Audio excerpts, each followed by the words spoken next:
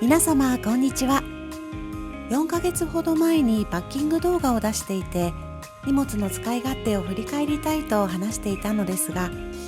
今回は100円ショップで買ったものを中心にレビューしていきたいと思います。ぜひ最後までご覧ください。荷物を少なくしたいと言いながら、結局このような大容量のスーツケースを2つ持っていったヨーロッパ旅行でしたけれども、この中で使わなかったものはほとんどないですね。薬以外は全部使ったのではないかなと思います。そんな中で今回は100円ショップのものを中心にご紹介していくのですが、この使い捨て手袋、やはり役に立ちました。私も娘もそれぞれお気に入りの歯ブラシがあって、トラベルキットになっている歯ブラシセットではなく、単品で歯ブラシを持っていったのですが、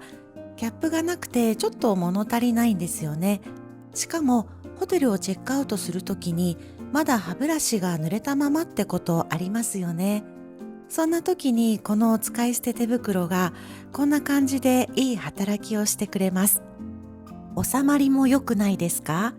このように入れてから洗面セットに収納していました。続いては洗顔タオルです。昨今環境問題に取り組んでいるホテルが世界的に多いので、タオルやシーツは毎日買いませんというところが結構あるんですね。今回、ヨーロッパに行って、ローマのホテルが特にそうでした。3日間はタオルやシーツを買えませんというふうに張り紙がされていて、と思ったんですけれども、2日ぐらいならね、なんとかローテーションできそうだけれど、3日ってと思って、で今回この使い捨てのね洗顔タオルを私たちは持っていたので、事なきを得たという感じでした。クロスの代わりにテーブルを拭いたり、割れ物を買ってしまった時の緩衝材のように使ったりもできるので、持っているととっても便利だと思います。続いてはこちらの大きめのビニール袋ですね。ゴミ袋と書いてあるもの、ペール用のものですね。もう本当にね、こちらは毎回必ず持っていきます。洗濯物を入れたりですとか、部屋でね何か食べた時にゴミ箱がいっぱいになってしまった時の、もちろんゴミ袋にもできますし、あと雨の日の折りたたみ傘を濡れたものを入れるのにも使えますし、カバンのね下からポッとかぶせて濡れるのを防止するのにも使えたり、飛行機の中でもそのように使ったりもしますし、もう本当にねすごく便利なので毎回欠かさず持って行っています。そしてこちらの粘着クリーナー、コロコロですね。なくてもね多分過ごせるんですけれども、私結局ある方が便利だなという結論に至りました。前回ね出したパッキング動画ではいらないと思いますというふうに言って終わったんですけれども、言ったはいいけど一応持ってったんですね。そうしたらポルトガルで私のこの黒い帽子がですね、すごいホコリまみれになってしまっていて、下かぶりたいのにコロコロしようみたいな感じで使えたので、やっぱりあると便利です。それからこちらのレインポンチョですね。スーツケースにね入れたままになっていたので、前回のパッキング動画でちょっとお見せしていなかったんですけれども、もうスーツケースに入れたまま本当にどこにでも持って行っています。とっても軽いのでね邪魔じゃないんですね。現地で雨が降りそうな時に自分のポシェットですとかカバンバッグに入れていくのにも邪魔になりませんし、とっても便利です。またねポンチョ型というところも服装を選ばず着れるのでとってもいいです。続いてはこちらの保冷バッグですね。こちらは可愛いカバーがついたランチバッグのタイプです。海外に行くとチーズやバター、チョコレートなどが美味しい国がありますよね。真夏でなければ私は買ったものをよく日本に持ち帰るのですが、そんな時にスーツケースの中で梱包に使うのはもちろん、現地で購入する際にこちらを持って行って購入品を入れてホテルに持ち帰るのにも使っています。スーツケースに入れて日本に持ち帰るだけでしたら、ただのアルミバッグでも事足りるかなとは思いますが、現地で使う時に見た目がいいので、私はこちらのような外側にカバーがあるタイプを持っていきます。今娘のお弁当用のものを写しているのでちょっと可愛らしすぎますが、無地や花柄など100円ショップのキッチンコーナーに行くといろいろあります。こちらのプーさんのものは作りがしっかりしているので330円でした。こういった絵柄のものは一応ジャンコードを載せておきますが、定番商品ではないようなので同じ絵柄のものはもう売っていないかもしれないです。でもね、次々といろいろと可愛いものが出ているので、ぜひね探しに行ってみてください。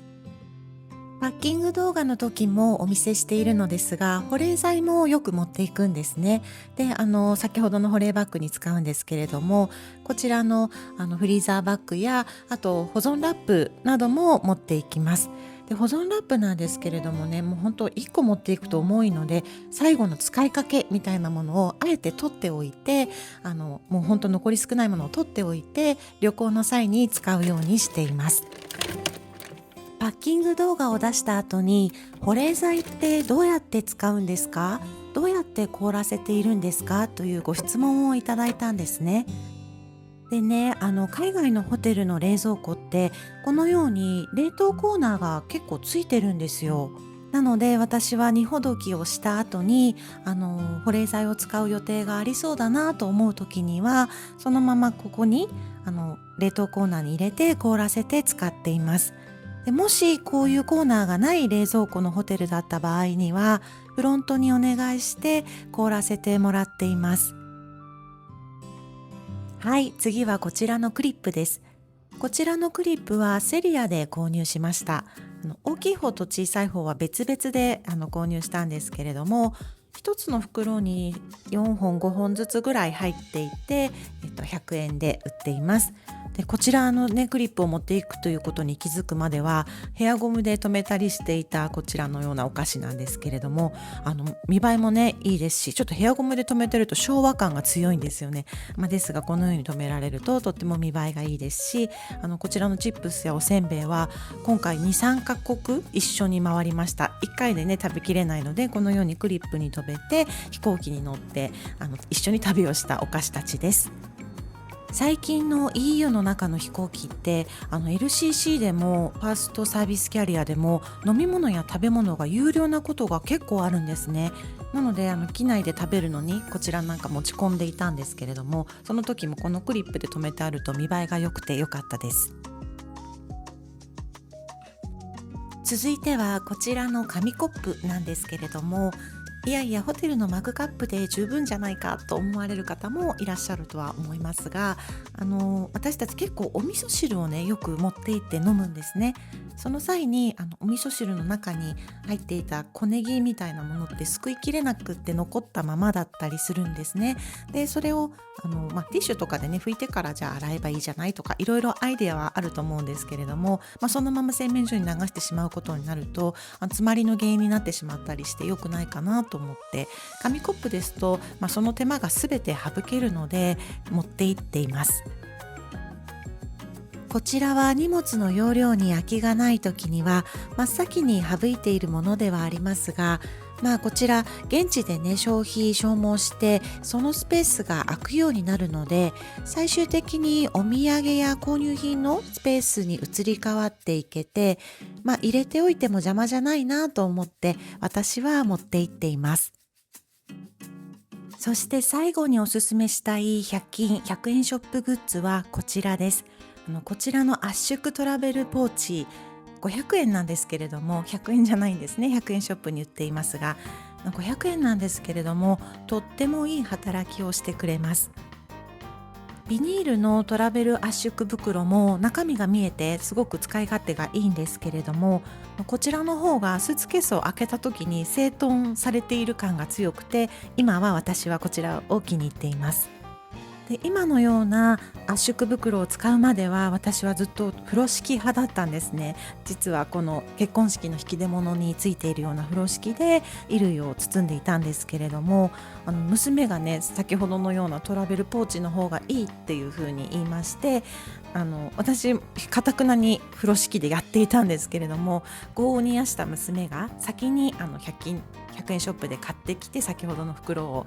黒いものは娘がね自分で買ったんですよね。で私が娘が使っているのを見て、やっぱりそっちの方がこうスタイリッシュ今っぽいと思って真似してグレーの方を買い足したような状況です。春に泊まったローマのホテルがクローゼットやチェストがなくてハンガーラックだけの部屋だったんですね。で床にスーツケースをボンと広げたままにもできないぐらいの狭さだったので、トラベル圧縮ポーチのに入った衣類をハンガーラックの下にポンポンポンと置いて、そこから洋服を取って過ごしていました。正直なところ風呂敷の方が軽いんですけれども、でもやっぱりいろいろな意味で圧縮ポーチの方が便利かなと今は思っているので、私はしばらくこちらを使っていこうと思います。旅行に便利な100円ショップグッズの紹介いかがでしたか？ CA 現役の頃から使っているものと新たな発見のものを織り交ぜてご紹介してみました。皆様の次のご旅行の参考になれたら嬉しいです。それではまた次回の動画でお会いしましょう。バイバイ。